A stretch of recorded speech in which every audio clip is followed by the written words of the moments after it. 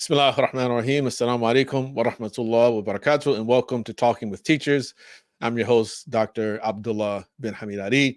And today we have another special guest. Ismail Royer serves as director of the Islam and Religious Freedom Action Team for the Religious Freedom Institute. Since converting to Islam in 1992, he has studied religious sciences with traditional Islamic scholars and spent over a decade working at nonprofit Islamic organizations. His writing has appeared in publications such as the Washington Post, First Things, Journal of Religion and Society, Public Discourse, Detroit Free Press, Jum'ah Muslim Matters, The Catholic Thing, and others. He's co-authored an article on Islam and religious violence today, faith and conflict in the modern world, and is also the author of the monograph, Pakistan's Blasphemy Law and Non-Muslims, which we publish here through Lamppost Education Initiative in 2018. He's also a board member of the Lamppost Education Initiative, and we've had a number of conversations in the past about important topics related to Supreme Court decisions, among other things. He's very active in the community, working with conservative organizations. And so we hope today we have also another very interesting exchange and conversation. We'd like to welcome our brother Ismail Royer. Assalamu alaikum wa rahmatullahi wa barakatuh. Wa alaikum assalam wa rahmatullahi wa barakatuh. Thank you for having me. Well, alhamdulillah, it's great to have another opportunity to have one of our exchanges. We've met multiple times, of course, over the years and dealt with very important topics, always trying to offer a different perspective that Muslims perhaps particularly would hear coming from different institutions in our community. But of course, what we want to start at is with you and your journey. Who or how would you sort of describe your journey, your background, and how do you come to be where you are right now today? And of course, questions about family background, etc. When you became Muslim, and how that journey has been for you. Absolutely. Bismillah, alhamdulillah, salatu wassalamu ala rasulillah. So, well, I was born in St. Louis, Missouri. My family, through my father's side, is originally from France back in the early 1700s, and actually late 1600s. They're German ethnically, and then they fled from France, and they fled to the Holy Roman Empire, the Palatinate, after the king revoked the right to be Protestant. They were Lutherans. So they eventually came from the Holy Roman Empire to Philadelphia in 1732, and then essentially lived in the vicinity of Philadelphia until about mid 1800s, when they moved to the Midwest. And so that I was born as a result of all that. I was born in St. Louis, Missouri, and my father was a Protestant. At that point, the family was Church of the Brethren, which is kind of related somewhat to the Amish. And my mother was Catholic. My mother had been actually a nun from the age of 16 to about 25, and then she left the convent at 25 because I think she was just it was just a bit much for her. I never really got the chance to talk to her about why she left, other than I think it was just very, very intense. She was at a very, very strict convent where they did not allow them to even speak. Actually, the only time she was able to speak was in prayer time, when she was doing her prayers, or during school, because she was a school teacher. She taught at the Catholic school that was affiliated with the convent. So she left, and she became a school teacher. She moved to St. Louis and to go to Harris-Stowe Teachers College, which is, interestingly, it's a historically black college, and she was white, obviously, but it was an interesting choice. I'm not sure why she did that, but she did. And so my father, because my father was a professional photographer, and she was doing some modeling for a magazine shoot. advertising shoot, and that's how they met. And so my mother, I was born in 1973 in St. Louis City, and I was raised Catholic. I was baptized Catholic and raised Catholic. My father's he didn't officially convert to Catholicism, but he went to church with us, and I never went to any church of his, although I did go to many Protestant churches through my cousins and his side of the family when I would go visit them in Illinois. So I have a lot of experience, I had a lot of experience growing up in Catholicism, of course, because I'm Catholic, went to Catholic schools, Catholic and private schools for most of my childhood. And I went to the one non-Catholic school I went to when I was a kid for about 4 years in elementary school was also, though, it was a religious school, sort of. It was founded by I think T.S. Eliot's brother or something, who was a Unitarian, not Unitarian, but a United Church of Christ or something minister. So and that school, interestingly enough, that school was about 50% of the students were Jewish, mostly Reformed Jews. So so I grew up going to bar mitzvahs and spending the night at my friends' houses, growing up with Jewish kids. So I just have a lot of, I had a lot of experience with different religions that early, never with Islam though. So I was a very faithful Catholic, and I really enjoyed going to church. I enjoyed Mass a lot. I wasn't by any means like a fanatic or anything, but it was something that was very pleasant, very pleasant and just part of my life. And I really did feel like I remember sitting in church, and praying, and I really felt that God was listening to me and he was present, and he heard me, and he was just like, he was a presence in my life, and but I remember, having some issues with Jesus being God.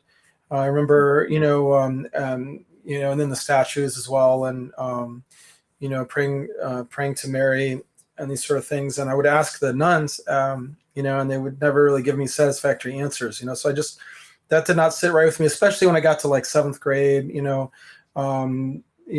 start thinking a little bit more at that age, and I was like, it just didn't really make a lot of sense to me, but it didn't bother me enough that I left the religion or had any real serious doubts. It was just kind of, and I remember also as well, like a lot of the moral teachings about taking care of your parents when they're older, about abortion and the sanctity of life. And even though the church that I went to and the school that I went to was not one of these like really, really, let's say like conservative places, I would put it like, just mildly conservative. It certainly was not a progressive or liberal Catholic church, but it was somewhere fairly in the middle, So when I got to be about 14, actually 13, I started going to a very, very elite private school. And at that point, I realized, because my family was very poor, relatively speaking, we were lower middle class, not we weren't dirt poor, but there were times when when we would go to bed hungry, we had really, really clunky vehicles and, clothes that, were, instead of like having like leather loafers and docksiders and stuff, I had like the vinyl, knockoffs from Payless and stuff, and when you get to be about, 12, 13, 14, you notice that other kids don't have those. Other kids have like the polos, and this is like mid 80s, so yeah, everything was polo, everything was Izod. And I remember my mother worked like really, really hard. She saved up and got me a polo sweater, that I wore to school. At our school, actually, you had to wear a suit and tie, but you could wear a sweater, like a nice sweater. So I wore the sweater, and I spilled a little bit of ink from my pen on it. And it was a white sweater, like cream colored sweater. So like I tried to get it off, and it was like this huge blue smear across this wool sweater. And my mother was just like, crying, I remember. And I was just like, and then I remember thinking, like, it occurring to me that like these other kids had like different sweaters, different polo outfits, different shoes for every day of the week. And I had this one thing that my mother had saved up for, where she worked at McDonald's actually at that time. To bring some money in. She alternatively I was too young to understand what her career trajectory was, but like she would go from being like a teacher, like science teacher at a Catholic school, in public schools. She taught in public schools in the inner city in St. Louis. And then other times she was like not working, or she was working at a McDonald's or something. She had she had some I would say like psychological issues. Mela, forgive her. I mean, by the way, she passed away. I'll tell the story. This is really important to me. So Mela, forgive her. She had some psychological issues, so she didn't really she wasn't too stable. That's all I can kind of conclude at this later age, when I look back.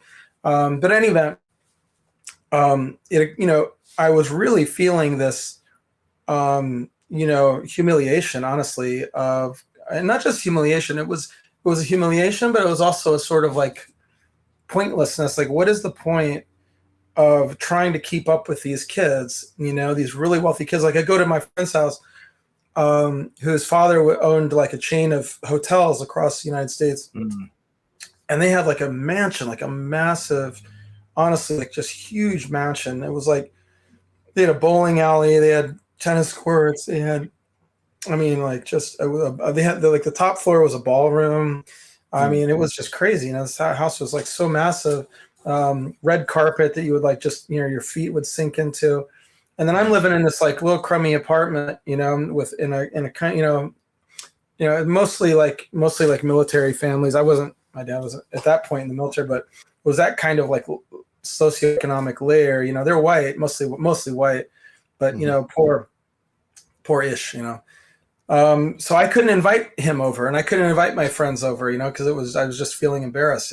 So what happened to me was at that point that I heard about this punk rock thing, so I started getting into the punk rock subculture, because for them it's like the idea is like, I don't want to, first of all, I don't want to be like you. I don't want to be cool. I'm my own, I'm cool on my own. I got my own, like, my own thing going on, and I can dress however I want and I can act however I want, and, F you, everyone, that's kind of how it was.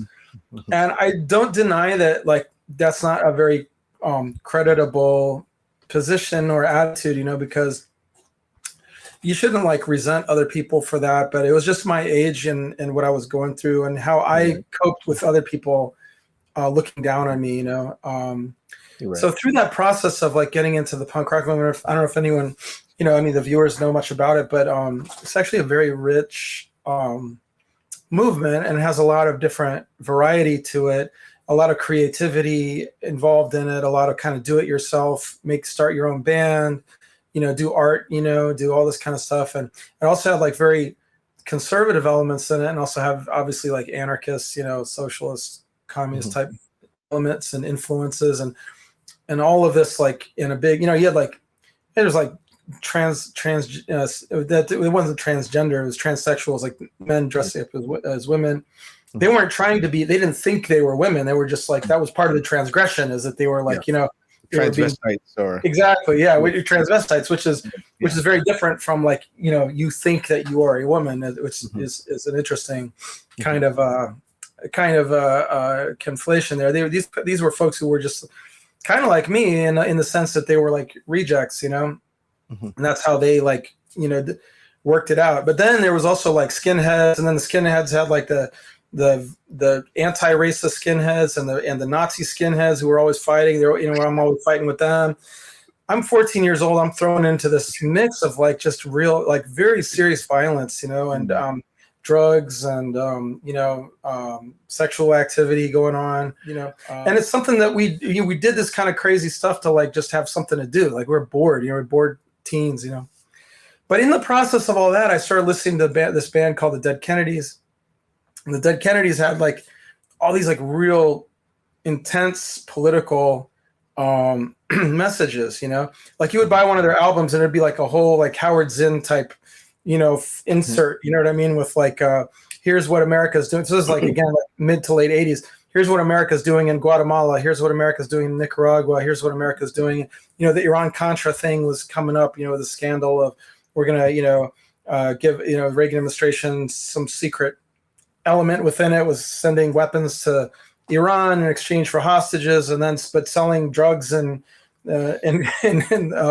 Nicaragua to for the money to buy the drugs for the money to buy the weapons to give to the Iranians, and all this blew up, and it was like all of the, like for me it was so it was like my whole world became about that racism. I was like always against racism because my mother was really, she wasn't like progressive by any means, but she was like just naturally like just against injustice stuff, so from more of a Catholic point of view as opposed to like a secular point of view, but I was raised already, I was primed for this kind of doing good in the world and that sort of thing. So for me this was like, I started going to like protests. I kind of linked up with some real crazy groups like the Revolutionary Communist Party, which I was never really a communist, but I just liked how they were like so these guys were like all about like revolution in America, and so we're out like like wheat posting in the ghetto, like RC Revolutionary Communist Party posters and stuff,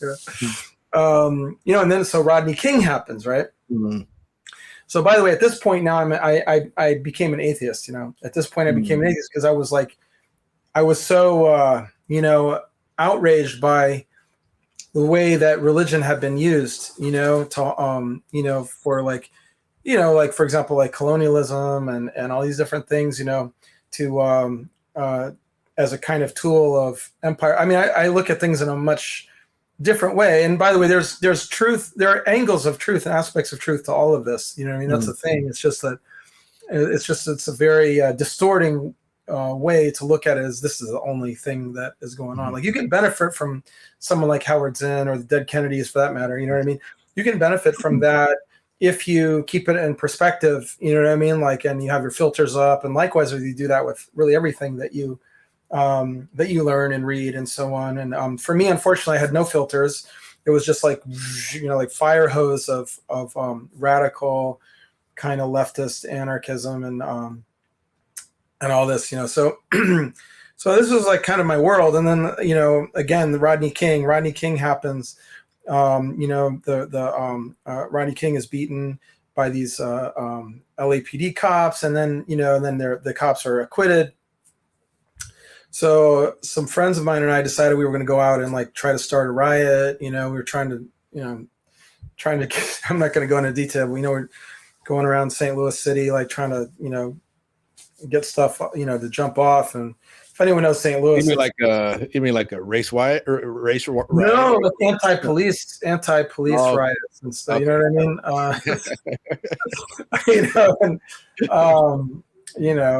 It's just really crazy. And some of the people who were part of that still are around today and know me, and they're known if someone chooses to look into it. But anyway, it was like more than 30 years ago, probably 34, 35 years ago. So, but, at the same time, right, and at that time I was smoking a lot of weed. I'd been smoking a lot of weed since I was 14, a lot of marijuana and LSD. And so at that point, it was mainly marijuana. And it was messing with me in a way of like making me depressed a lot, It was not a good drug for me, it wasn't a good thing for me to be doing, and I was constantly like very aware of like I was feeling all these real guilty feelings, like I'm messing my life up, I'm disappointing my mother, like, and I remember thinking like, is this right or wrong to be? I was smoking when I'm sitting there smoking weed, and I'm like, is this right or wrong? And I remember it occurring to me that if I had been like if I had been 12 or 13 at that age, I would have immediately known, like, drugs bad, but like, for me, it was like, not only I don't know if this is right or wrong, I don't know what is right or wrong, like what is my criteria for judging what is right and wrong. And that really affected me, that realization, because I remember like, being so sure of myself about what was right and wrong, what was true and what was not true. And then at that moment being like, well, wait a minute, I can't really be sure of anything, and this was also when like the Soviet Union was collapsing. Right. Which again, like for me, I was never like a big fan of the Soviet Union, but still it's like this. It's like so much is thrown into doubt. Like there's this ideology that everyone is thinking is so many millions of people are thinking is the right way, and it's now utterly lacks credibility whatsoever. And so it's like, wow, and around about the same time I was listening to a lot of reggae, and reggae, like there's a lot of reggae songs that are that employ like phrases from the Bible, especially like the Psalms. You always hear them like stuff from the Psalms, like and so the Psalms really, I always had loved the Psalms a lot, which is considered the Zabur. How much of the Zabur is actually like what is in the Psalms today, and what is we know that there's Right. changes and so on, but it's interesting to note that there's like verse in the Quran that says and we said in the, what is the verse about that says the inheriting the earth. Yeah. Exactly right. And so there's confirmation there that, and that's from the Psalms as well, the counterpart of that, so that is actually, with a slightly different word, like salihun, and the what is conveyed from in the Psalms is like the humble, but who knows what, it's the same similar sense, so yeah, so it's really, like you said, like I said, you said that before we started this, that that you wouldn't be you're not very interesting, but it's quite a bit that's very interesting here, just listening to this, and it's really fascinating. And I'm always learning more and more about people, but it's really interesting, so it's like it sounds like you were raised largely by, you mentioned your mother a lot, so my mother. I'm assuming that either at one point they broke up maybe, or something else happened, and because you talked about your mother working at McDonald's, and it's really fascinating. She's a nun, and then she leaves the convent, and then but remains a Catholic, and so I'm assuming she's raising you as a Catholic. You get baptized, your father's a Protestant, but then eventually, these things happen during your youth, and then you end up rejecting God. You become an atheist, and so so then eventually, I'm assuming, like Islam. When does that come into your life? So by the way, it's very insightful what you said. I'm always mentioning my mother. My father, and I don't want to say too much because he's still alive, but no, they were always together. I would just say that my mother was a much more forceful presence in my life. Okay. A much more forceful presence. I got a lot from my father, without being able to help it. I just absorbed a lot of his ways and mannerisms, and for good or for bad. I mean, obviously there's a lot of good and bad, that one gets from one parents, and but yeah, and so when does Islam come in? Well, I want to mention one other step that happens is that, so I mentioned reggae, then I was interested in like Rastafarianism, but there's this ridiculous, absurd idea of Haile Selassie, who was a mass murdering tyrant, although he had a lot of good qualities as well in his military prowess and fighting the Italian invaders and so on. But the idea that he's the Messiah and the returning Jesus Christ is absolutely bonkers. But I mean, you can kind of see why Jamaicans at the time thought that. But in any event, there's this Rastafarian punk rock band from DC called Bad Brains, which is a silly name, of course, when you think about it. But anyway, they were initially a punk band, but they all converted to Rastafarianism.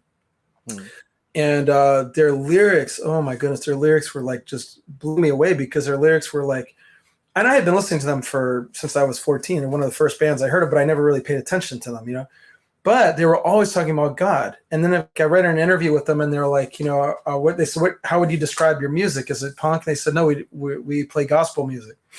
What they meant was like the message. They're always like, and I was, what struck me about them as I got a little older and at these times when I was having doubts about my atheism. It's funny because I had doubts about my Christianity, but now I was having doubts about my atheism, and they're like, they've got all their songs were about about oppression and how oppression is bad. And then, like, for example, they have the verse from the Bible, he that reproaches his maker. He that honors him has mercy on the poor. Mm. So this is such a profound, it's a verse from the Bible, actually. I think from Ecclesiastes or something like that. But again, from those books, which is like the Psalms, Ecclesiastes, Proverbs, there's a set of books that are all kind of considered to come from either David, alayhi salam, Dawood, or his son, Suleiman. Whether they do or not, Allahu Alam, but there's a very similar approach, or they're a very similar tone and message to all those. They're almost all like meditations and praising God, but also about how this is really deep, how that connection between the relationship and the humility and the submission to one's creator is simultaneous with one's goodness to his fellow man, and his relationship with his fellow man, and his, so it's a very, very profound, and the nature of human existence in life, and how that relates to submission to God. So I was always really drawn to those, and so that verse right there was like one of the key things that was like, oh, wait a minute, this religion is not simply just used as a tool to oppress. It actually, like, is I don't want to like create like I don't want to like feed into a sort of liberation theology, because it's not just that either, right? Mm-hmm. But definitely, like, there's an aspect of justice, there's an aspect of of justice. And I mean, let's think about that. He that oppresses reproaches his maker, his creator. I mean, that is, he that honors him has mercy on the poor. So like, right. I said to myself, and it's the most like, they are considered the best punk rock band that ever existed. Mm-hmm. So in other words, this is the epitome of coolness. You know what I'm saying? And they are, they're religious people. They're people who I don't know if they ever understood Islam or it ever was exposed to them or they learned anything about it, but they're people who are trying through their best efforts to come to God, just like I was, and I even you're talking about the Kennedys, or was it? No, I'm talking about Bad Brains. This Bad Brains. Okay, Bad Brains, right? Mm-hmm. So I even went to one of their shows and I sought out their singer, and I said, I've been to 2 or 3 of their shows, but I went up to him. He was like, he had this habit of like walking around the audience, like no one, because he was so humble and no one would know who he was. Just like a dude with like dreadlocks, like walking around. So I go to him. I say, what do you say in this verse? I say, so I say to the youth right now. I said, what do you say after that? Because he's like yelling, you know what I mean? And he says, don't sway to the unjust. Mm-hmm. That's what he says. And I was like, oh man. And after that, every time I hear that, I was like, I remember asking him about that, Mm-hmm. And by the way, the last thing I want to tell you, you look just like their drummer, and you remind me of their drummer. So anyway, I always think about, like, whenever I think of you, I think of their drummer. I can't help it. Anyway, the reason I'm digressing so much on this is because there was a crucial move that happened to me, which was I no longer saw religion as, number one, a sort of like a tool of oppression, and like, I'm too smart for that. You know what I mean? That was my thing. Is like, I'm too smart for that. And you hear that from a lot of people, as to why they're not religious. Well, I'm not one of those people who just like, goes along with the program. It was like, I had done that. I had, backed away from religion. I was like, no, I'm too smart for that. And then using my head and also my heart, I had found my way back, Mm-hmm. And so I initially started looking at like Eastern Orthodox Christianity, because I had they had a song called Coptic Times. These are Coptic times, and so there's all a kind of relationship between Rastafarians, and they like the Coptic Church for some reason. So I actually went and like Eastern Orthodox. So I went and investigated that a little bit, and kind of it did mean something to me, because I think this is like, when you start looking at the Coptic Church and you start looking at Eastern Orthodoxy, there's a lot more Middle Eastern vibes. You know what I mean? And there's a lot more like, I think they retain a lot that like Western Christianity has lost of the original Semitic Middle Eastern roots, and in fact Islamic roots, you know what I mean, of that, of the original message of Isa and Islam. No, despite like kind of the, the similar, deviations in doctrine, but there's still some vibe there that's very similar. Like they will prostrate in their prayers, many of Eastern Orthodox rites. So then I met a guy who was Muslim. And so a friend of mine and I, this is how it happened. A friend of mine and I were in a Denny's at like 3 a.m. And I don't know where we had been, partying or something. And we were really into the Black Panthers at that, like studying. We were always studying. So he had read Bobby Seale's book, Seize the Time, and his history of the autobiography and history of the Black Panthers. And I had read Huey P. Newton's Revolutionary Suicide.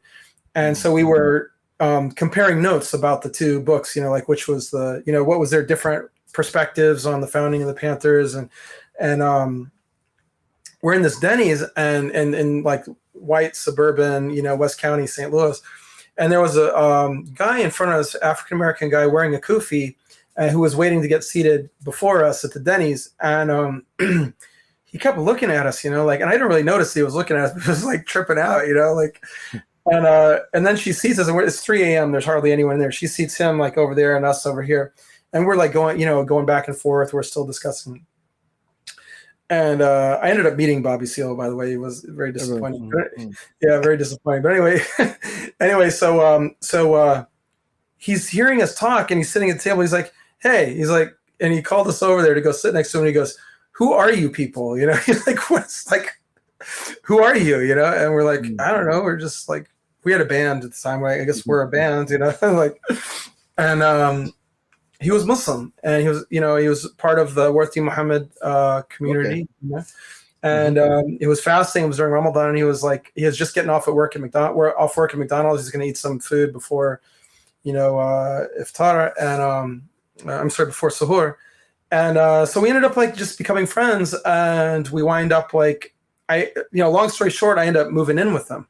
Or actually, he ends up moving in with me because we got an apartment together, him, his cousin, me, and my girlfriend at the time. Mm-hmm. So where we were living, turned out to be right next to a masjid in St. Louis, or very close to a masjid in St. Louis. But I didn't know at the time. But anyway, we were always debating. I was debating with him. I was still kind of trying to do there's, you can't prove that God exists, and this and that, and but we're debating all night long, and he would always kind of win the debates, Mm-hmm. And more than that, though, it's also that he was, first of all, he's very, very intelligent. His handle is Immortal Melanin on Twitter, if anyone wants to look at it. The brother Farad, Donaldson, mm-hmm. whose name I'll mention. But anyway, really, really, we're friends to this day. We're separated by, we're in different parts of the country. We've got different things going on, but, alhamdulillah, we really, really still close. I mean, whenever we see each other, it's just like there had been no separation at all. You know what I mean? And so I decided I was going to go and I read the Quran. I read part of it, and I remember the part that I read was about Musa alayhi salam. And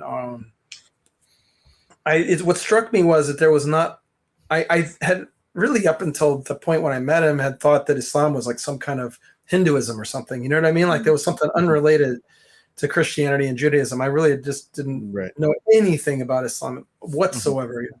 Mm-hmm. When I read the Quran, I was like, wait a minute, this is basically the same thing that I believe, you know what I mean? That I was raised with, you know what I mean?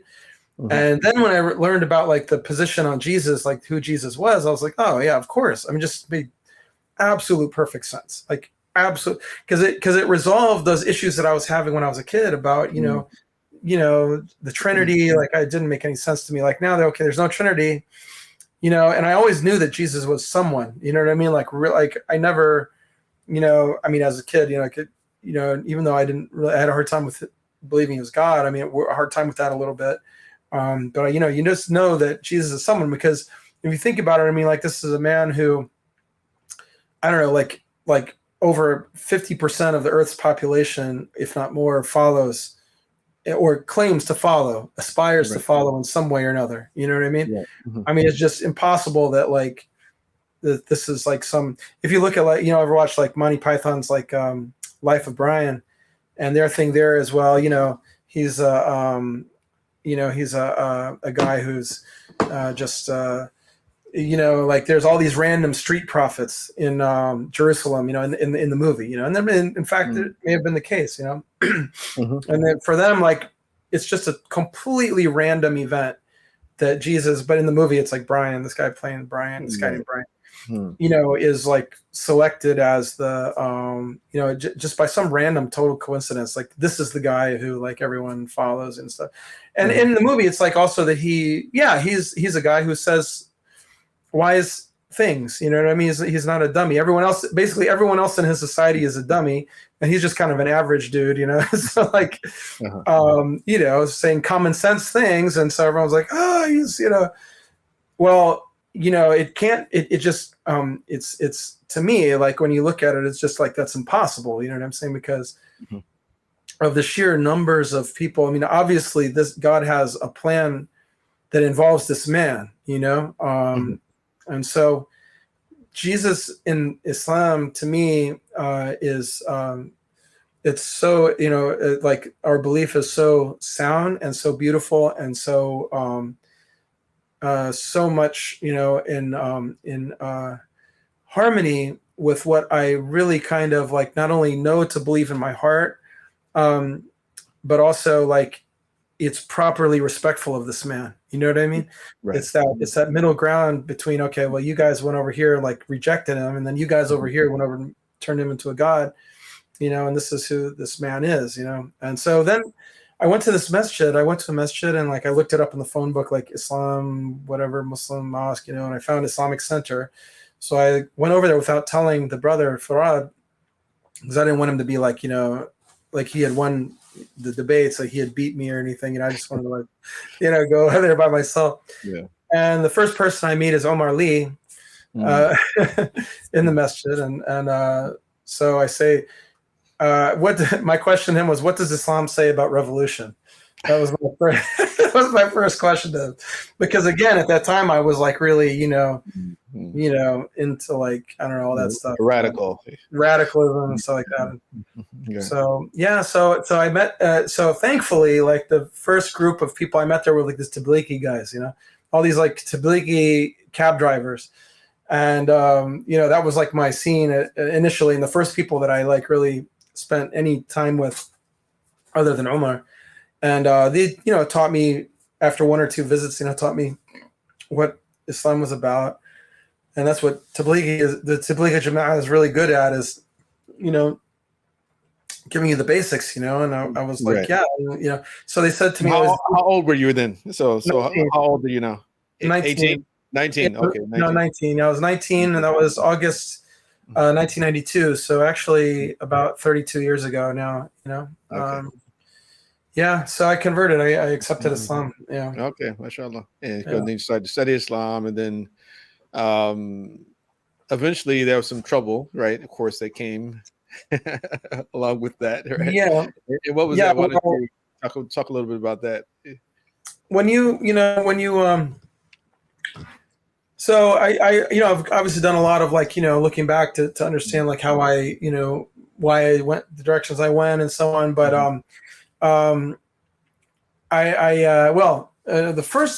most important impact on me was that I was immediately started treating my mother much better. You know what I mean? Like, I was this teenage guy, always like, you can't tell me what to do, Mom.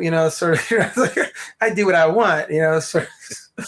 And I was like, listen, the first khutbah I think I went to was the Imam, who was actually Dr. Abdullah. Sheikh Muhammad Noor Abdullah from Sudan, who ended up becoming the president of ISNA for a while.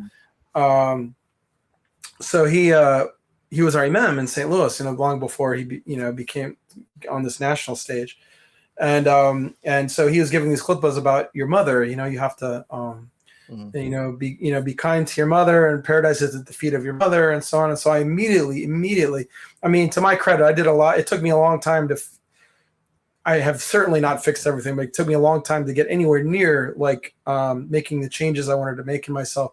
Mhm. But I will say, alhamdulillah, that my relationship with my mother immediately like rectified, and she was so happy about that, I'm so happy. And for the rest of my life, had a wonderful relationship with her. And so I was we were at a time when the war in Bosnia had really begun, and we started getting all these Bosnian refugees in St. Louis. And so I was volunteering with these Bosnian refugees, because the masjid was like helping them like get furniture and food, and going to medical appointments and stuff. So I'm driving them here and driving them there, and I started like learning more about what was going on, and like not just from the news but also from them directly. So I had at that point like these really romantic notions of the jihad in Afghanistan, because had just like recently they had overthrown Najibullah, the communist Afghan guy. Yeah, the Soviets had left a few years earlier, but there was the communist Afghans had remained in power, and then the Ahmed Shah Massoud and Rabbani and these guys in Hekmatyar had taken over Kabul, and then were like killing each other, so like fighting, destroying Kabul. So that was going on, but there were people in St. Louis who had fought there. I mean, I didn't know any Arab Afghans, but like Afghans who had fought there, and they would tell me about it, and we would watch these videos of like Abdullah Azam and all this going, because they were just floating around, like everyone had them because it was pretty common, especially among like Arabs, that sort of stuff. So so I had this like really romantic notion about Mujahideen. But at the same time, knowing that, okay, what's going on? They're destroying Kabul. That's bad. And then someone says to me, hey, there's Mujahideen in Bosnia, like fighting, like Arabs. And I'm like, oh wow, like I'm picturing like these videos of these like freedom fighters, these Mujahideen fighting, and then like in Bosnia, I'm like, well, I want to go be part of that, because you feel like this. I was always a kid who was into like Star Wars and into like especially like King Arthur. I had like a bow and arrow. I had like a sword when I was a kid, like a real sword I got from a Renaissance fair. I was a total nerd as a kid. So D&D, so I'm like, I want to do that. I want to go help. I want to go fight for for that. And so it took a couple years, but I ended up going to Bosnia, and I joined the Katibat al-Mujahideen first. So it's Arab Brigade, and then moved from that to another Arab Brigade and stayed with them until the end of the war. Alhamdulillah, made a lot of very close friends, and fought in the war there, and a few different battles and things. And so I mean, did you actually engage in any fighting while you're there, or you just carried the weapon? You actually engaged in some fighting. Okay, all right. So yeah. The main one was, if anyone is there, the videos are out there, but it's the main one I was in was the second. So there's three main Mujahideen videos that Katibat al-Mujahideen put out. I was in the second one. So the third one is Badr Bosna. The first one is, I can't remember what they called it, but I was in the second one. I'm not actually in the video. They did record me, but the footage never made it into the video. I don't know, who knows where that footage is now, but anyway, so yeah, that was that, alhamdulillah. And most of my people that I was with were students from Medina, the Islamic University of Medina, and also Qura. Most were Saudis, some couple of Yemenis and Kuwaitis. I knew people from everywhere, but that was in my brigade, my group that I was with. And they were not like at all like these ISIS types. They were actually like, mostly these guys were like Bedouin, and mostly from the east, mostly from areas that were not really Saudi, per se, like, affiliated with the government. So they had a kind of tribal resentment against the Saudi government, but they did not like declare them to be kuffar. They did not, they followed the Mufti, bin Baz, that was their guy, Ibn Uthaymeen. They didn't declare them to be kuffar like ISIS and these people do. So these were like fairly normal people. You know what I mean? They were just like, men. They were real men. I mean, of course, obviously, you have bad apples here and there, and some people eventually went on to do bad things and become very misguided. But most people just went back about their business. And I kind of tried to, as I came back to America after the war ended in the summer of '95. It was really, really hard. It was really hard to get back into normal. By the way, I didn't mention at that time I had, like in '94, before I left for Bosnia, I'd gone off to DC to go to college, actually in '93. And I started working at CARE. In '94, I was like the third, maybe fourth employee that they ever had after Nihad and Ibrahim. And they didn't know what I was up to, you know what I mean? But I was just like, I got to leave. I'm, traveling this summer or whatever, or winter, actually. It was winter when I left. But anyway, got some my feet wet there, with some things. And then I came back to America, started trying to work at like, in kind of more back in DC again, like in Islamic sort of work, Islamic activism, and also going to school at the same time. But I couldn't, it was just like, I was so distracted because the thing is, I had just been in like with like in combat, mortars falling around me and, people dying and then to go from that to suddenly like being in poetry class and, they're talking about like, deconstruction and, I was like, this is insane. I cannot sit here while this is, I couldn't even tolerate being around, other people really very well, even the Muslims, I was like out of step with them, because like even the Saudis, by the way, because I had been with almost all Saudis, but like someone came to me one time and said, because the brothers I was with, like, they would hug you when they greeted you and they'd be like, yeah, ayuni, ya qalbi, this sort of the figa'ad kabdi, and then you go say that to ordinary Saudis. And they're like, you know what I mean? Like so one fellow comes to me and says, brother, there's a rumor going around that you're gay because so I felt so alienated, and so I decided to try to go back to Bosnia. And another thing is I really missed it's hard to explain the level of iman and the level of meaning that you have in your life while you're in your soul, while you're there, like like you're on this mountaintop. First of all, how beautiful it is. I mean, it's just indescribably, beautiful. And you're on this mountaintop and there's like all these like little old ladies, like pulling cabbages out of in the masajid and stuff, behind you. And then in front of you are like these war criminal Serbs who want to just murder everyone, So did you pay your own way there? Yeah, so my grandmother, my mother's mother had been fairly wealthy, and she would give me a stipend for college, So unfortunately, like I took that and and traveled with it, and also some Turks. I went through Turkey, which doesn't make a lot of sense because actually it's not closer that way. But I met some Turks who were going to help me get there, and they gave me a lot of money, or they gave me enough money to get to where I needed to get to and survive. Right. So, and of course, it appears that the U.S. government really didn't have much of a problem with what you were doing back then. No, they had no problem at all. Right. I mean, I don't know that they even. It's possible. I mean, now that I look back at it, I think even in those times where no one really worried about stuff like that, I think it's unlikely that they didn't know I was there. But I mean, I definitely had run-ins. I had run-ins with like Iranian intelligence. Iranian intelligence was all over me, like, because I was number one American, and also like I was Salafi. That was my like Salafi period of my life, So they were promoting like Shiism, and they had this, rivalry going on with Saudi Arabia, and I was, kind of like with all these Saudis. So, and I think they were, they were definitely all like they would frequently like approach me and try to talk to me, and pretend not to be not to be Iranian intelligence, but they were, Right.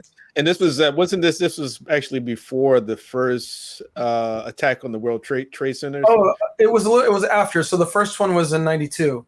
92. Okay, I thought it was 93. Okay. Yeah, no, it was 92. Well, it might have been 93. Might have been 93. Yeah, it might have been 93. But at this point it was 95, 94, 95, So Okay. so it was after that.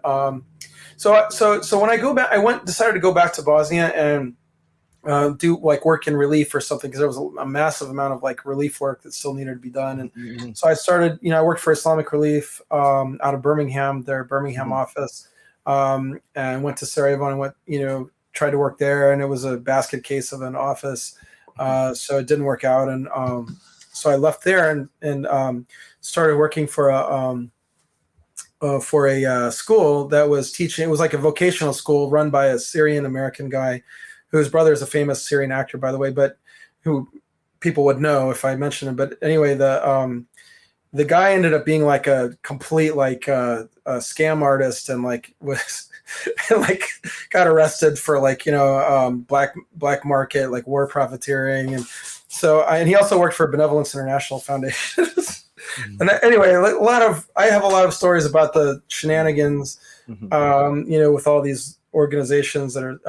Islamic Relief, by the way, I have nothing bad to say about them. It's just that their office was like horrible, but that was their local office, and they had no control over it. So anyway, the point is, I got married, I came back to America, and I kind of tried to settle in at that point. Like, I'm like, okay, now I'm back. I started working at CARE again. It's like 97, 98, so I'm like back into the swing of things, but it's still kind of in my heart that like, I want that pinnacle of what I had at one time. You know what I mean? Yeah, so you want to help the ummah. I want to go help the ummah, but by the way, it's not just helping the ummah. It's also like there's something about jihad, and there's something about that life, which, by the way, I don't even know if it exists anymore, because these crazy Khawarij types have like really poison. I mean, there's a story going on here where the more like normal, like mainstream of like, well, jihad is like what we could classically think of jihad, where you're going and you're like defending the Muslims against, obviously there's a, jihad al-talib in a different context, right? In a different context, but that's not happening. In this case, it's like you're defending the Muslims against the, and so it's like that. And like the people you would meet, you would meet a few weirdos. Yeah, that's true. And there were people who there were like some crazy organizations, like for example, GIA out of Algeria, like they had a couple representatives here and there, or even like Al-Qaeda, but they were not the main people, like, you know what I mean? Like they weren't known. Like I was aware that there were like people like wackos, you know what I mean? In that time, but I just never really like interacted with them, or they never exposed themselves to me. You know what I mean? That was not the majority of the people there. Actually, as a matter of fact, the Saudi government and the Pakistani government, Malaysian government, even Turkish government at a certain point, in a certain way, was supporting the Mujahideen. And so, there was even the United States was allowing weapons to come through. You know what I mean? So there was not this kind of heavy presence of crazy, just crazy lunatics. I mean, these were like, it's hard to imagine now. It's hard to imagine the jihad. There was no war on terror yet. Yeah, exactly. And again, there were, like I said, I mean, you mentioned the First World Trade Center bombing. I actually now know most of those guys who were involved in that, like personally lived with them in prison and stuff, know where they were coming from. I mean, just those that mentality was not really very present. So the point being, or maybe it's also that I was filtering it out, you know what I mean? Because it wasn't where I was at, you know what I mean? So maybe that's it as well. Maybe I was just with the right people, in any event. So when the Serbs start trying to genocide the Albanians in Kosovo, I'm like, I'm there. You know what I mean? I'm like, boom, get on a plane, fly to. Well, I flew to Bosnia, and then I took a bus all the way down to Macedonia, and I'm trying to get into Kosovo to fight. And there was a lot of other people who had the same idea, but it didn't work because the Albanians fighting were like basically Leninists and didn't want Muslim, religious Muslims at all, involved in that. So that didn't work. So I come back eventually to America, kind of like disappointed. And then Russia invades Chechnya for the second time. This is like 99.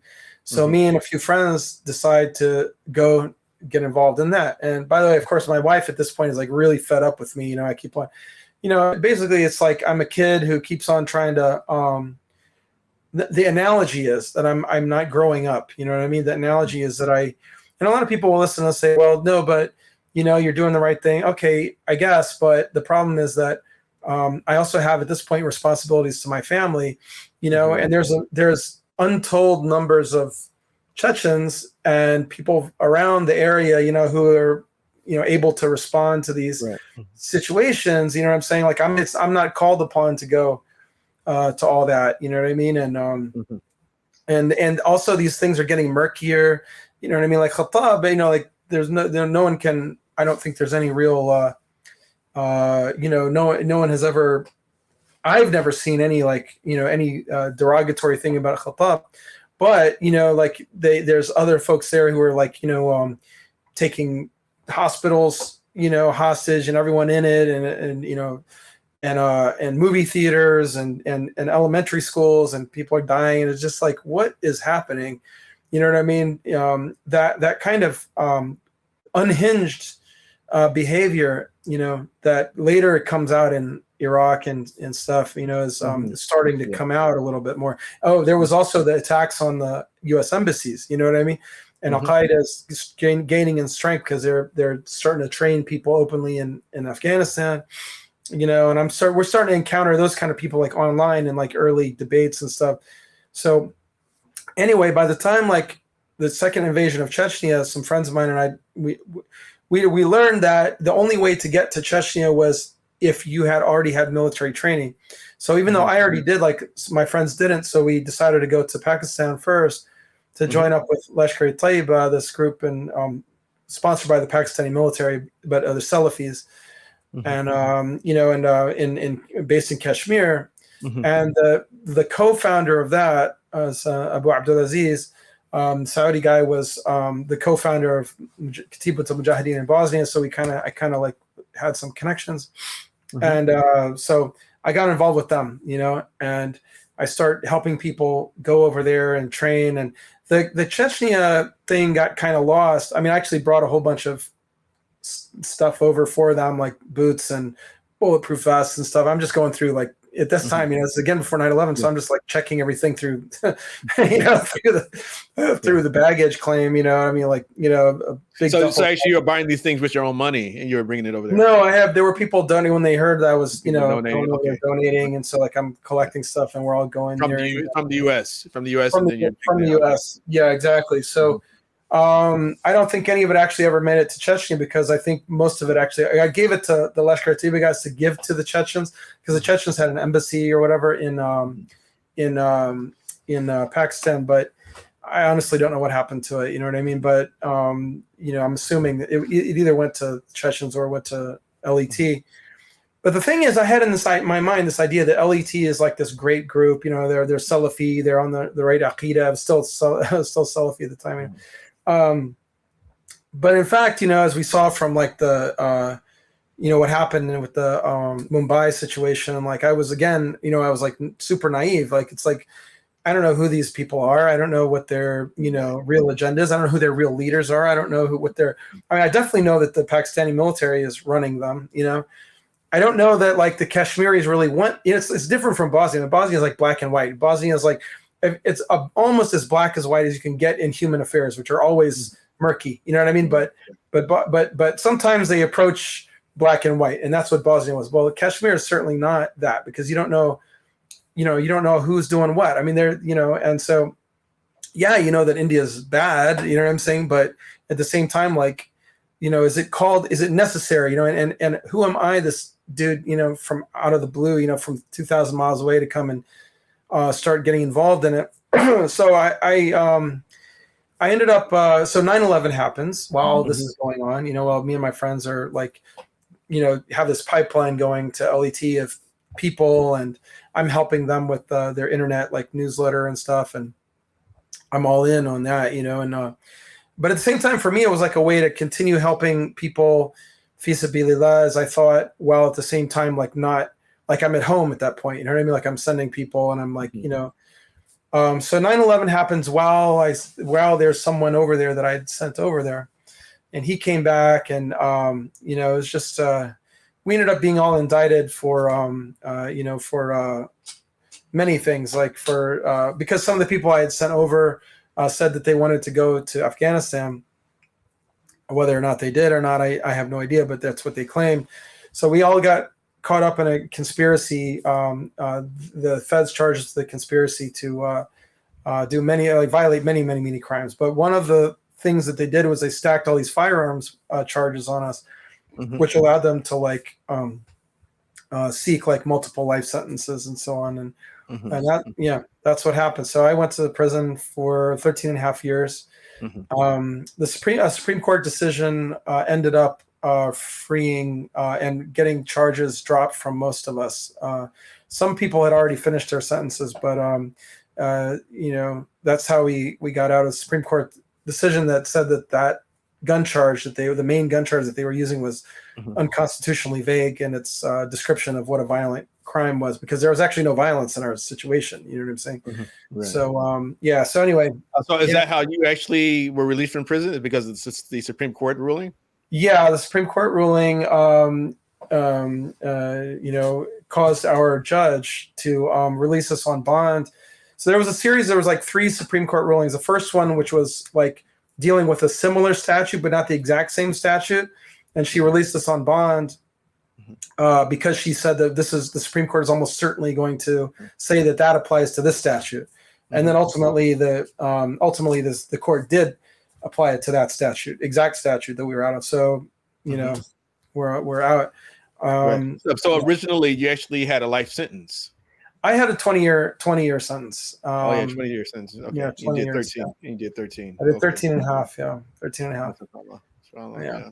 Right. So like your funding mainly was coming from the U.S., right? When people actually were donating to you. Yeah, entirely from the U.S. Yeah. I mean, the funny thing is that this Lashkar-e-Taiba is like funded by the Pakistani military, so I don't really know why they needed anything from us, but who knows what their reasons were for even getting involved with us. But they definitely was a lot of stuff flowing, like unmanned aerial vehicles and planes, like UAV or drone, stuff, paintballs, for training, that sort of thing, and people, yeah. Right. So, I mean, you currently work for the Religious Freedom Institute out of DC, right? So how long after your release from prison did you start working for them, and what do you do there? Yeah. So the important context here is that I had been working in nonprofit advocacy work from 93, and 94, actually 93, 94. But I worked at somewhere before even CARE. I worked at the World Assembly of Muslims, so I was doing stuff there, the Saudi organization. Then I went to CARE, went to American Muslim Council. I told you Islamic Relief, which is not really advocacy, but Muslim Students Association National. I was the spokesperson for the national organization for a while. After in 2002. After returning from, after basically at a certain point, I was like, this is all ridiculous. You know what I mean? Like all this stuff that I'm doing with Lashkar-e-Taiba, all this stuff that I need to just focus on family. I need to focus on this was also a time when the FBI was really, really hitting the Muslim communities hard. And I just felt like it was not worth it. It didn't make a lot of sense. I didn't understand really. I didn't really anymore have a lot of credibility in the work that I was doing with all this jihad stuff. So I'm like, let me just focus on this. So I started working as the the communication director for Muslim American Society at their national headquarters in Virginia, Falls Church. And I, with a couple other folks there, brothers there, we developed a new strategy, right? And the new strategy was, because we had always there were a group of us that always thought that what we really need to do is to be working with both the left and the right, and it also has to be remembered that in those early days, mid 90s to or even early 90s, but mid 90s to late 90s to early 2000s. Let's say at least before 9/11, the Muslims were not with any particular party or anything like that. It was kind of like, Muslims were in play. It was like, we had you had Muslims who were Democrats and so many Muslims who were worked with Republicans. So there wasn't like this idea that like if you were with one group or another, you were a traitor. It was more like people were, So we had this idea, right? And I remember even at CARE, like we had like done stuff against abortion and at CARE, and you can find video, find things like that online from that time period, like '94. So we said, all right, this is what we're going to do. We're going to come up with a list of. Another thing, right? We were like, we Muslims, we need to quit on being. We need to quit having. We need to quit being concerned with issues that are solely like Muslim issues. You know what I mean? Like, we're just not just like Palestine.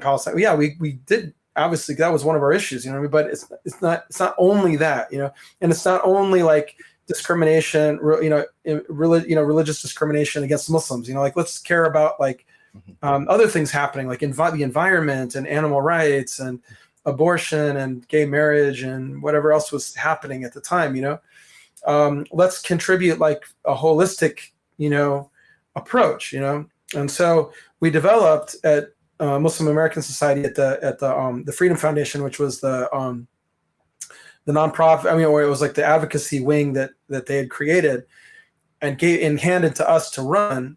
We're like, okay, we're going to make up a list of issues that on some issues Muslims would be deemed to be like on the left, and on other issues Muslims would be deemed to be on the right.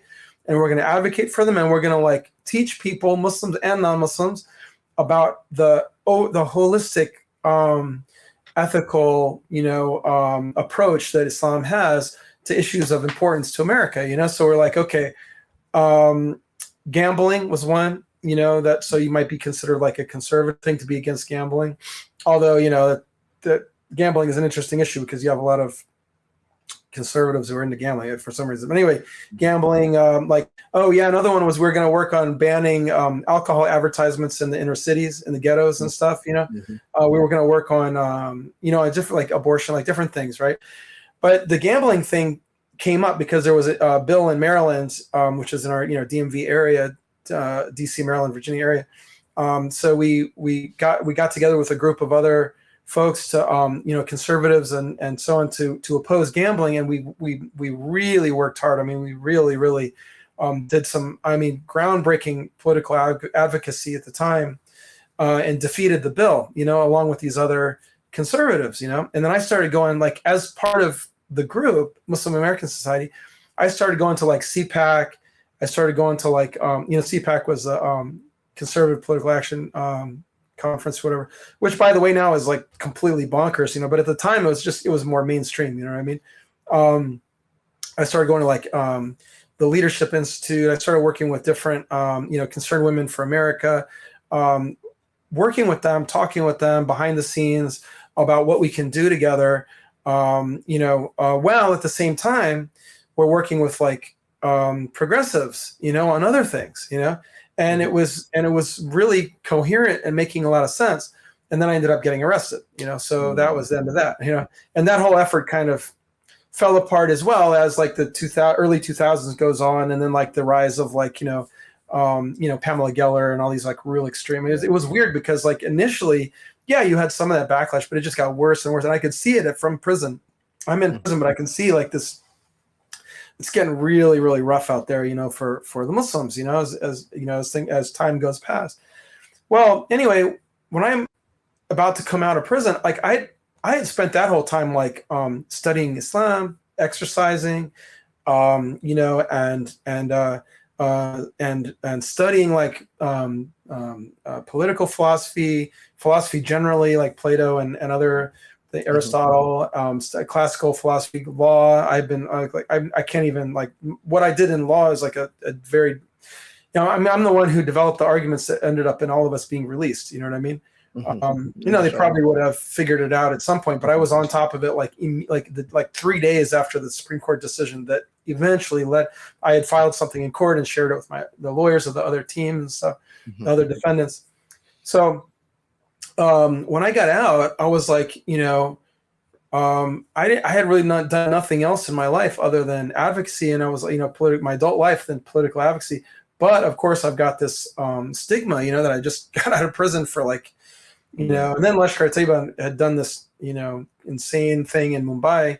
So that's there, and I talked to some people and I was like, how do I deal with this? Like, how do I, first of all, I had long ago, completely reevaluated, especially in light of what was going on in Iraq and Syria. I mean, it's like, as the world is changing, I'm also like seeing that like now, like for example, the Saudi government, Saudi Mufti in like 2006 or 7 gave a fatwa against people going to any Saudis going to any conflict that they did not approve of or something, right?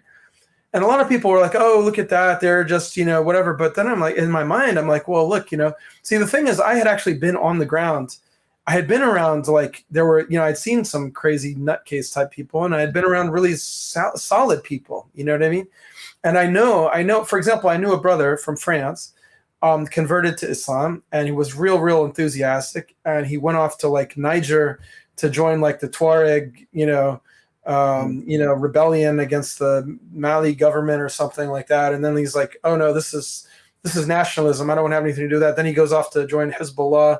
He's trained by Hezbollah, and then he gets disillusioned with them, and he becomes Shia. He becomes to Bosnia. He like becomes Sunni, and finally, like he came to some stable place. You know what I mean? But at the same time, then he, but anyway, I have an interesting story. But the point is that we go through these journeys, and if you go off into a situation like this environment which is full of all kinds of people calling you to this, calling you to that, calling you to that, now that the wise kind of middle of the road people had died off, many of them, or whatever they happened to them, and the theater environment had been taken over by crazy people. Like in Iraq that you see, like, and in Syria, I was like, I can kind of see, I can see their point. You know what I'm saying? I can see why, that at that time, I'm the farthest thing from a medkhali, but like, you see those, you can kind of understand that, and this is why I can understand, like, people are now debating again about Sayyid Ramadan al-Bouti, and his approach to the Syrian revolution. And, and that's a whole different discussion, but it's like, it's not as black and white, right? You know what I mean? It's not as black and white as, anyone who says that these are bad ideas, that it's a bad idea to just go traipsing off to wherever in the world. And, that is itself like quietism, and that is, whatever. Or on the other hand, that like, there is no bad jihad. As long as someone's being killed, as long as bullets are flying, that's the good thing. That's good. Both of these are wrong positions. You know what I'm saying? It's like, there's a common sense kind of pragmatic thing, and you just like have to understand what the Islamic principles are and understand what the situation is, and then you'll like see what a reasonable, people can disagree, but there's like reasonable, positions, and there's unreasonable positions. Anyway, I don't know how I got off into that, but no, that's a good point. I just wanted to make a sort of short point about this, because actually I've actually spoken about this maybe twice over the past week. I think I saw what you were saying. Like the Sunni position, like the Sunni position about, like, for instance, something along the lines of rebellion is really built upon the idea of maslaha, of like the idea, okay, well, because you lack sufficient means to actually overthrow a government, then it's going to lead to a greater evil, most likely, right? But if there's good reason to believe that it's going to mitigate, the violence is going to be mitigated, it's not going to lead to a large amount of bloodshed, and there's a sizable resistance. Then the Sunni, that's the Sunni position, right? But it's just that because in most cases, the rebels are not typically, I guess you say, organized and armed enough or have enough support to actually, overthrow the incumbents, without leading to a greater amount of oppression and tyranny and bloodshed, right? So, So I just, just wanted to make mention of that. Yeah, absolutely. No, it's common sense. It's part of the religion. You know what I mean? Like Ibn Taymiyyah said, if you the one who wants to command the right and forbid the evil, but it leads to more evil than good, is actually commanding evil and forbidding right. Right. And no, I mean, I don't necessarily, I don't apply that personally. I don't apply that, for example, to Syria, because I think that they, there's this, like, if you look at, not that I do or I don't, I'm just saying that, like, I don't pass judgment on that myself personally, because I'm not there and I don't know the situation. I just don't have enough information. And, it's quite possible that for the people there at that time, they either had no choice due to developments going on, or it was like, they're just like, things keep happening that like just pushes it in that direction, or whatever, I mean, there was the Arab Spring that was started, and I think that, just considering who really was fueling that, which is, you're talking about the West, right? Yeah. That gave sufficient reason for people like Dr. Bulti, rahimahullah, for instance, to be, listen, okay, well, who are these people who actually are organizing these protests? Who are their leaders?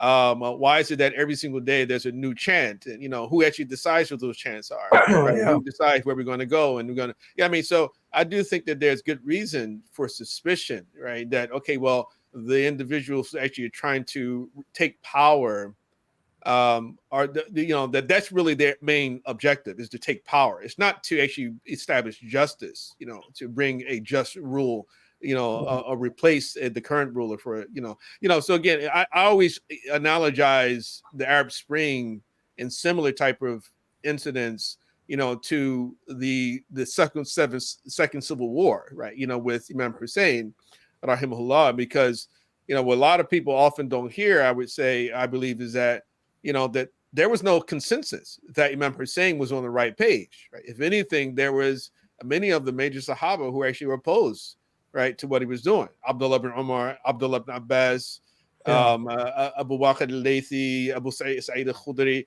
I mean, there are a number of them. They said, no, don't go. Abdullah ibn Zubair said, yeah, go. His position was like, yes, you should go do it. But Abdullah ibn Zubair didn't join him, right? So Abdullah ibn Zubair actually then, when after his martyrdom, then Abdullah ibn Zubair becomes Khalifa, and so he's relatively successful, right? After that, so just imagine, like, you living in I just think that, like, during those years, the years of the Arab Spring, it was extremely confusing. It's like people always like to say, okay, if I lived during the time of the Prophet, I would have been on this side, or I'd lived during this particular era, I would have been like this. I'd have chosen the right path. I just don't think that when those crises happen, that it's so easy of a choice for one to make. And that's it. I mean, it's really, I think we have to, first of all, the most vociferous and the most aggressive and the most, in fact, like, vicious of people that you see arguing about this online and pretending, imagining that they are taking the most courageous position. These are people who have never and will never risk anything.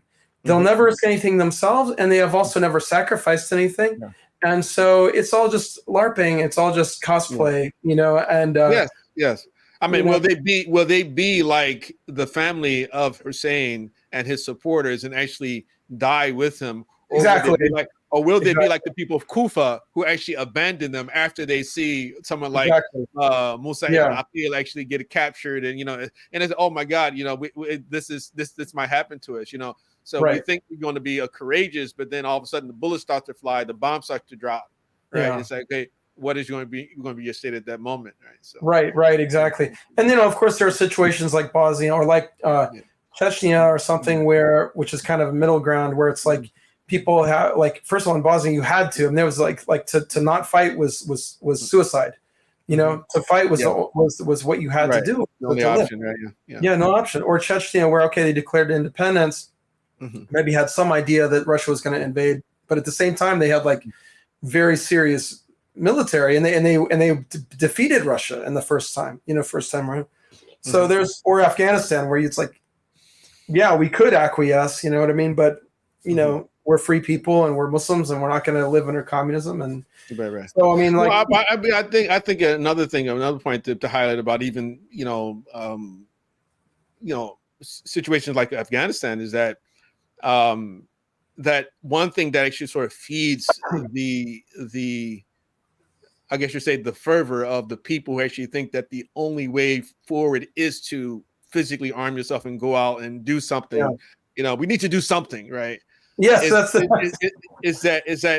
they ignore the fact that, for instance, even Afghanistan, had the Afghanis and Mujahideen not been provided with the weaponry they needed by the right. United States and other countries, then that victory couldn't have happened, right? You know, they couldn't have driven out the Soviets, you know. So people often think, like, well, they did it by themselves, you know, just like, you know, they were pious people, and Allah sent the angels, like in Badr, and so we think that we can create the miracle, right? You know, it's just like, oh, we just have to do something, and I'm not totally sure it works that way, right? So you have to be very deliberate and be very wise about things, prudent. Yeah, and then certainly it's like kind of some of this and some of that, because certainly there was the courage of the Afghanis and the you know, the lack of morale by the Russians, and there was like, you know, you know, and for years they actually, Afghans did fight without weapons from the U.S. or Pakistan, and then they, you know, they got them,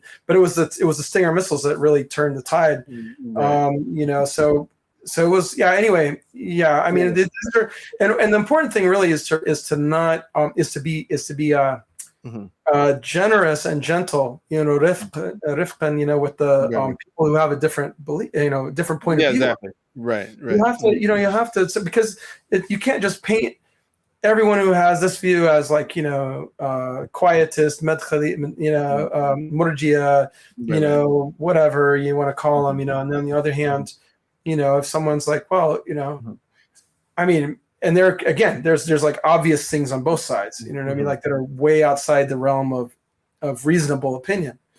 So anyway, so what do I do at RFI? I mean, we want to jump back to that? I don't know. We don't have much. No. I mean, you can answer that question, but perhaps, you know, shortly. I mean, because I don't want to make the interview too long, but you know, I do think it will be good for people to understand, like, you know, what your role is, what type of things you involve yourself with at RFI. You know? So I mean, I initially when I got out, you know, I wrote an essay about what I saw as the Muslims having drifted away from Islam, you know, the Muslims in America, you know, because I was like, how are we, like, embracing, like, you know, LGBT as, like, normal and good? I'm not talking about being nice to people and polite, you know, and adab towards people who are doing something wrong. I mean, actually, like, embracing it as something that is normal and should be defended. You know, and how are we, like, where did we go wrong, where we've really abandoned our moral vision, you know? And so I wrote, I mean, I was shocked. It was like a time traveler going, you know, forward in time and seeing some kind of, like, crazy. So I was like this guy from the 90s, you know what I mean? I was this guy from, like, the late 90s, early 2000s, you know, just gets dropped off, you know, moves 20 years or 15 years into the future, you know, or 13 and a half years in the future, and it was like, sees something crazy, you know? So I was like, you know, wrote this thing, and I had never had Facebook before because it didn't exist, but I, you know, created this Facebook page, and I was just posting some essays. So I posted that, and that essay is called Islam and American Muslims Drift Apart. And it kind of went viral, I guess, on Facebook. And so I had someone call me. This lady, Jennifer Bryson, called me, or sent me a message on Facebook. And Jennifer Bryson she told me, you know, she asked me if I would come. She had read my essay and asked me if I would come visit her office where she worked in DC. So I went up there, and I was like, at the time I was mixing concrete. I was like, you know, worked at a concrete thing. I was on probation. I just gotten out, like, you know, a couple months earlier, and I gotten out of prison. So I'm like, oh, wow, I got some interest in, you know, from the nonprofit world, you know, which is what I do. I mean, that's what I did in my life, you know. And she's like, yeah, she works for, first of all, she had told me she had been an interrogator in Guantanamo. And that, you know, while she was there, like, when she had started, like, the CIA guys kept coming up to her and asking her to authorize. She had worked for the Defense Department. They kept on asking her to authorize, like, torture, basically, and she kept refusing. So ultimately, she quit and helped start this organization against torture. And so I was like, impressed by that she had, like made that kind of move, and so she's like, I work for this religious, I do this religious freedom in Islam thing. And her connection, she was not Muslim. Her connection to Islam was she had a PhD in Islamic studies or whatever, in Arabic. So I was like, well, I didn't really know how it made sense. I'm like, well, how does this make sense with Islam? I mean, like, are you trying to impose something on Islam, or what is this? And it took me a little while to figure out what she was doing. And ultimately, I thought, and she offered me a job. She was also socially conservative, so that's why what I had written really resonated with her. Mm-hmm. So I had written something, like I wrote something in like 2002 about why Muslims in America should support maximum religious freedom in America, for everyone, including like Christmas trees and the public square and so on, because we need more religion, not less. Like the less religion you have, the more like atheism itself displaces religion, so so that was kind of my approach. I'd written that for Mass, actually. So it was along those lines, so I was like, okay, I'll work with you. And in my mind, I was like, I'm going to Islamify these things, in other words, like, those things that do not, because she's not Muslim. So there are a lot of things that weren't quite right that she was doing, and so I started working with that. And then that organization ends up becoming part of RFI, like Religious Freedom Institute. It merged into RFI. And then Jennifer Bryson went on her way, and I became the director of that section in RFI on Islam. And so there, mostly I am continuing what I was doing, before I was arrested, when it comes to being an advocate for essentially the Islamic position on issues in which, Muslims are conservative. Why? Because this is a kind of a center-right organization. But I could just as easily work with a center-left organization on issues like the environment, animal rights, and so on, that we as Muslims care about, and take a position on that would be deemed like left. Immigration. I know there might be different points of view on immigration, and there are non-evil reasons to, to want at least some controls on immigration, but certainly, like, well, what do you mean we have different views on immigration now? Well, there are some Muslims who like the idea of limiting immigration. You know what I mean? I especially like, having a more controlled situation. I'm actually of the view that it benefits America to have a lot of immigration, and it benefits Muslims to have immigration, because the more that we have of religious Muslims coming into America, the more that it renews the Islam here. I mean, like, I mean, I have that same viewpoint. I think that perhaps you're, maybe it's a little bit foggy about, like, I know that some people know that I had written a piece some time ago about the issue of immigration, and my argument wasn't so much that that it was okay to limit immigration, right? That wasn't my argument at all, right? Because the debate was about whether or not Trump actually had the right to ban immigration from certain countries. And I was just arguing that he has good reason to do so, right? And in other words, as the commander in chief, the person who has ultimate responsibility of protecting the American public, when we look at the fact that he banned immigration from countries who are very troublesome countries, where a lot of people meant harm to America. There was a lot of civil unrest and things like that. We have over 50 Muslim countries, and I was just saying, well, we can argue that the only reason he's doing it is because those countries are Muslim countries. And I would say, okay, well, maybe he is, but there's another way to see that, which is that he's actually trying to protect America from harm.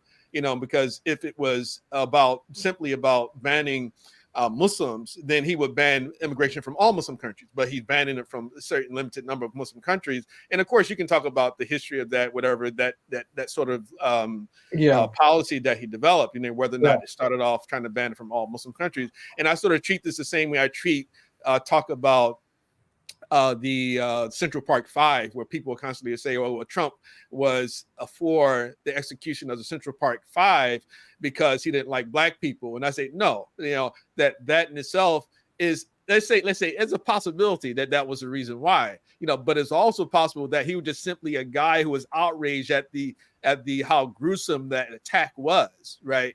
Yeah. And when those men were arrested and they were questioned, that he felt that it was so bad, and they actually were there, right? Those guys who were arrested, right? That he could have been responding just to the very fact that he saw a crime committed and he wanted something to be done about it, and I think they had every right for outrage, So anyway, I didn't mean to get us too far off, but I had to throw it in there because you mentioned that you had a different view. I actually wasn't referring to I wasn't referring to you necessarily. I was just saying that, okay. Well, to be honest, I was an educated guess that you might have a different view, but I also support immigration from Latin America because for a couple of reasons. One being that I just feel like we need religious people. I mean, we need more. I would actually have a kind of, I would have a kind of approach to immigration where the more religious people you have, the better. Yeah, I mean, and you want legal immigration, right? Not illegal immigration. And so right now you have a lot of Muslims who are okay with illegal immigration, right? And I think that's the main issue that's happening with the conservatives, that they're concerned about illegal immigration, right? So at any rate, but you can finish your story, Well, I guess all I was saying is that, that certainly, like I would be just as at home and working for like an organization that was dedicated to ending factory farming with the cruelty to animals and the harm to the environment that comes from it. Even if I don't like, and I've said this before, like why are we even talking about climate change? Because even if climate change is a myth, I still don't want to be breathing like, disgusting air. You know what I mean? Like I don't want acid rain falling on me. You don't even need to talk. You don't even need to talk about theoretical things, whether or not there's science for it, to support like not putting trash into the environment. I mean, so I could really do that with my life. It just so happens that, first of all, the fact that I'm white, no doubt about it, like makes it, and this is part of the hikmah of, you go where you are useful and where you can be understood and where you are, where you can like make a change, So if there was like, for example, someone with a very heavy accent or something like that from a foreign country would just have would be able to would have a harder time with the kind of subtextual language that I grew up with. You know what I mean? That I can like, I can relate to people on a certain level that opens doors. I remember when I was first converted to Islam, there was this Ethiopian family when it was looking for a house. They were living out in the suburbs. Actually, they were living in the inner city, but they wanted a house in the suburbs. So we would drive around neighborhoods. They would be like, for sale sign, and I would hop out and ask, about the they would have me. This is them. They had me do that. You know what I mean? Have me hop out and ask about the house. Because they know that these folks. You use the Green Soldier for against the Green Soldier, right? Exactly, right. So it's part of the reason, I think, why whereas for example, like I would just be less effective. Another example of this is I remember in prison, our imam went to the hole. They sent him to the hole for something, which itself is a really interesting story. But anyway, so I was like on the Majlis Shura, and I was the only one who knew how to do khutbahs like properly. So just by default, I became the guy who was doing the khutbahs. Well, the vast majority, like 99% of the jama'ah is African American, and not only African American, but many of these folks are not. Many of these folks are people converted in prison. Many of these folks are like, so they don't really know. Like their Islam is like it's interesting. Like the brother Shadid, Imam Shadid from Delaware. The brother Shadi So Muhammad from Philly. Muhammad, Shadi Muhammad, right? Yeah. Yeah, exactly. He gave a very famous khutbah where he was like, "Why is like, I'm not going to say their names, but like, so and so and so and so, like these famous white Salafi dudes. Why are you all imams in the hood, in black masjids? Like why? Like he's like, why don't you go to the white people and talk to them? You know what I'm saying? Why do we have? So a lot of people took him the wrong way, but I actually like really see his point. You know what I'm saying? So while I'm up there doing khutbahs, it was like maybe the fourth khutbah I gave. And I had overheard someone during Ramadan say something like, man, I can't wait to get out and start, slamming that, whatever, again, you know what I'm saying? And I was like, what, in Ramadan, So I get up and I give a khutbah, I'm like, and there's people out there, talking about, when they get out, they're going to start, and I just delivered what I thought was this fiery khutbah, But the way it was received, right? First of all, man, that made me a huge enemy in this brother. And he did not stop trying to get me, out of the imam position. So I created an enemy, which was very unwise, and I embarrassed him because there were other people who had been around, you know what I'm saying? And then also like someone came up to me and they said, look, the people are saying we have to listen to white correctional officers all week long tell us what to do. Why do we now have to go to Jummah and listen to a white guy tell us what to do? You know what I mean? And there was a couple of brothers, mashallah, on the Majlis who were like, no way, we're standing behind the brother. But, I was like, you know what? I mean, this really actually is totally true. Like, you have to have wisdom. And this is understanding the human heart. You know what I'm saying? This is actually nothing against these brothers. You know what I mean? It's just how the human being works, Yeah. Most people, Most people, they react better to pathos than exactly. Exactly. There are many people above that who don't, whatever, but we're not, so that's kind of what's happening. And that's why I think I'm very good. I mean, but I am actually very sincere in the positions I take. I never try to like, sugarcoat anything. I don't like distort Islam in any way. If I'm feeling like I'm put in a position like that's being called upon for me to do that, I don't do that. So there's a lot of things. For example, like my organization has put out some things about the Palestine situation, which I feel comes from them not knowing the full story, not having the a perspective that comes from someone like I have a perspective, that that I advise on internally, and then I make clear in my own personal like writings that what my position is, while being professional and how I handle those kind of disagreements. So yes, it's true that sometimes life puts us in situations where our integrity we feel like is comes under pressure. But ultimately, at the end of the day, you have to look in the mirror, and if you can look in the mirror and feel like you did the best you could, in this very difficult, time of being tested in your iman and your principles and so on.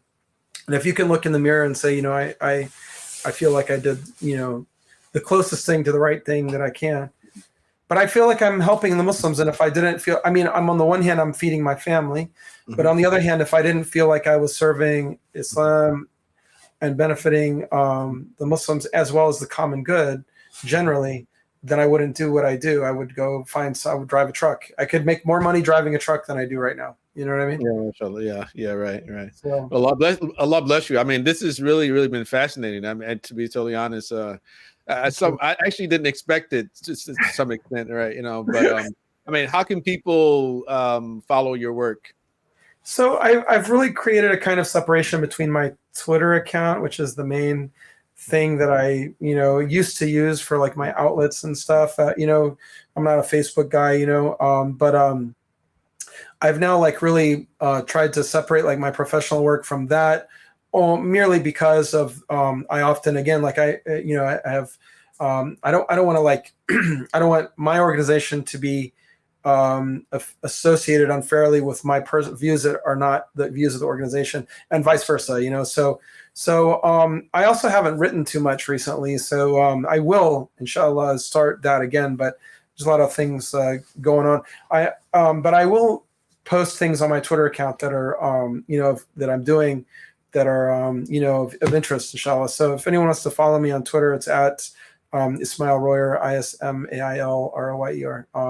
So that's me. Although I'm eventually, and it's just a warning to everyone, I'm eventually going to convert my Twitter account to almost all like homesteading and farm type, nature type stuff, and we'll start writing about Islam more. I haven't posted too much about that on Twitter. But yeah, so just follow me on Twitter for updates, which will eventually come, inshallah. Inshallah. Brother Ismail, it really was a pleasure. Really do thank you for coming on, and thank you. I'm sure we have other opportunities to have these type of conversations, inshallah. Well, you're welcome. And this is already too long, and I thank the people for sticking with it so far who have stuck with it. But you had a question you want to, it's like, what historical? Right. Yeah, sorry about that. Yeah. No, that's okay, and I'm not going to go into it. But I do want to mention a really, really interesting figure who I came upon a couple years back, and I haven't gotten a chance to look deeper into him. But I have some of his material downloaded, and I've reviewed some of it. So his name is Ibn al-Azraq. Are you familiar with him? I don't think so. Ibn al-Azraq. So Ibn al-Azraq, spelled in Arabic how it sounds. He wrote he's from Spain, and he wrote. And he was a Maliki scholar from Spain, and he wrote a commentary on Ibn Khaldun's history.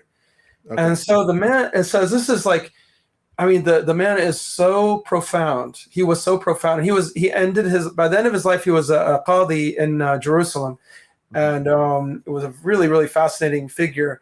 But his work is available. I mean, you can find it in Arabic online, in HTML format on like Shamila and other of those kind of online Arabic sites, with Islamic treatises and stuff. But really, really interesting scholar who wrote about ethics and theory of history.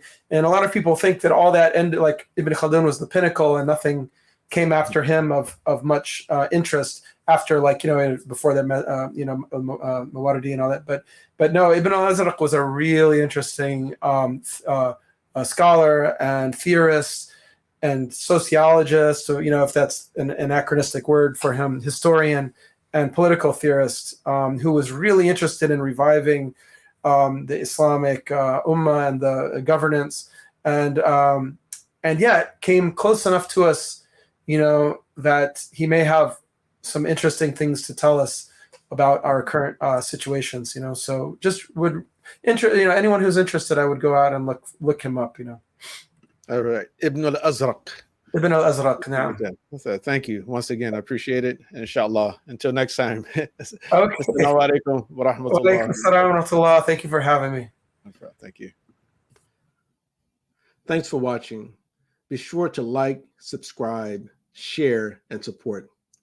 Check the links in the description below to keep up with our work. Thank you.